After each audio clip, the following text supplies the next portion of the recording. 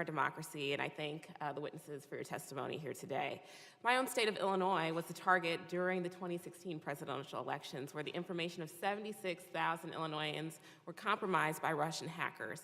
And so while I'm relieved to hear from you that there are no known harms that were caused in 2018's midterm elections by nation-state actors, for me, and I think those on this panel, it's critical that state, federal, and local governments continue to collaborate to strengthen election security in the landscape of these ever-evolving threats. Now, my colleague, Congresswoman Slotkin, pursued a line of questioning with you regarding social media and some of the threats that you all have recognized. My follow-up question at the end of your response, sir, Mr. Krebs, is that you said that the enemy was changing tactics. And so what should we be looking for in 2020 to ensure that we are continued preparedness, particularly at these state and local levels? That is exactly the question. What do we need to be prepared for? We have a habit of defending against the last attack, and so we can close out the last avenue of attack. We can patch vulnerabilities. We can configure systems more securely. But if we've seen anything, the adversary gets ahead of us, anticipates. So what we are working through right now is what could an advanced actor do?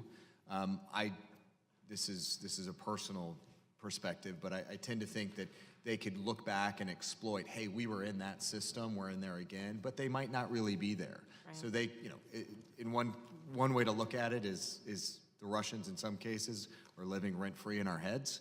And so how are they going to take that to their advantage without actually being on network, but using their social media tools, their influence campaigns? So staying ahead of them and their ability to spread false information. It's working with social media. It's working with the traditional media in a content-neutral way, but getting ahead and anticipating the things they may try to push. But most importantly, and this is again goes to that whole-of-nation approach, what can we do to better inform the American people of the risks that are being presented to them and the information that's being presented, and again, to make them more informed consumers?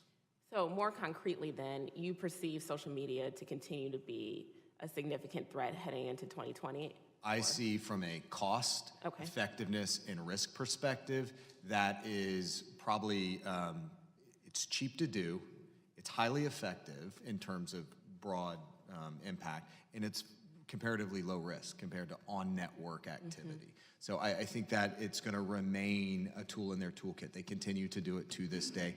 And what's most concerning is more actors, including the Iranians and others, are getting into that game